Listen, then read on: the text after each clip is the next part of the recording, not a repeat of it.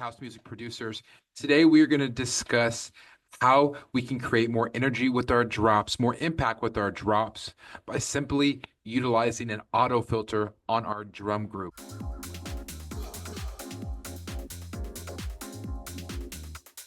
So this is a tried and true classic technique that is used in house music. I've heard it across multiple genres. And what we're going to do first is if you haven't already grouped your drums, go ahead and group your drums. And you can easily do that by just holding shift.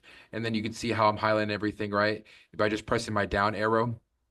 And what that will do is it'll select them all. And then you can just Command G, boom. All of your things are in the same group, right? All of your drums are in a drum group now. So once you have that complete, what you're going to do now is you're going to go ahead and drag an auto filter onto that group. As you can see, I already have an auto filter here. And so what we're going to do with the auto filters, we're going to focus on the filter frequency, okay? I have the resonance to about 14%. You can play with that as well. But for the purposes of this video, we're just going to focus on the filter frequency, okay? So what we're going to do is we're going to go up to the top right and click this diagonal arrow here, and it's going to show our automation. So as you can see too, by looking at the filter frequency, there's a red dot that shows that there's already automation on that particular parameter, okay? So what we're going to do now is we're going to start to, about halfway through this drop, this is an 8-bar drop in particular, 8-bar break, excuse me. What we're going to do is at about the 4-bar break, all the way to where the drop is, we're going to start to slowly bring the drums back in. I've already moved the frequency down. As you can see, if I were to click right here, you can see now the frequency is down to the lowest setting possible, which is 26. So you can barely hear anything. It's like a chugging of the drums, but it's all very hidden under the rest of the elements here in this break.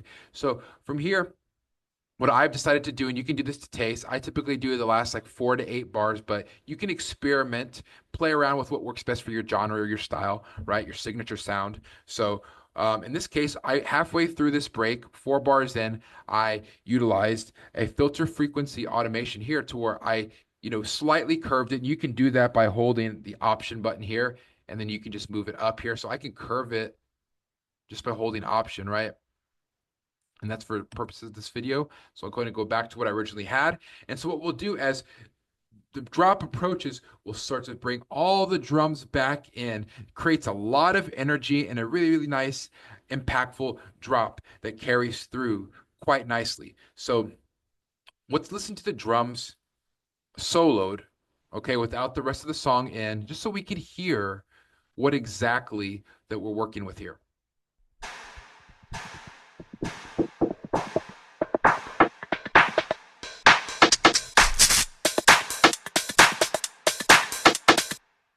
And as you can already hear, just by listening to this with the drum soloed, there was so much energy. I always feel like this is like a horse and chariots, like coming from the distance, right? Like on cobblestone, I feel like it's just so much energy, and it's coming from like the distance, right? And when you start to hear that, and it becomes fuller and fuller as we get closer to the drop, it just creates so much energy behind behind all the other elements that you have accompanying just the drums, right? So let's go ahead and listen to what this sounds like all together with all of the elements in at the same time.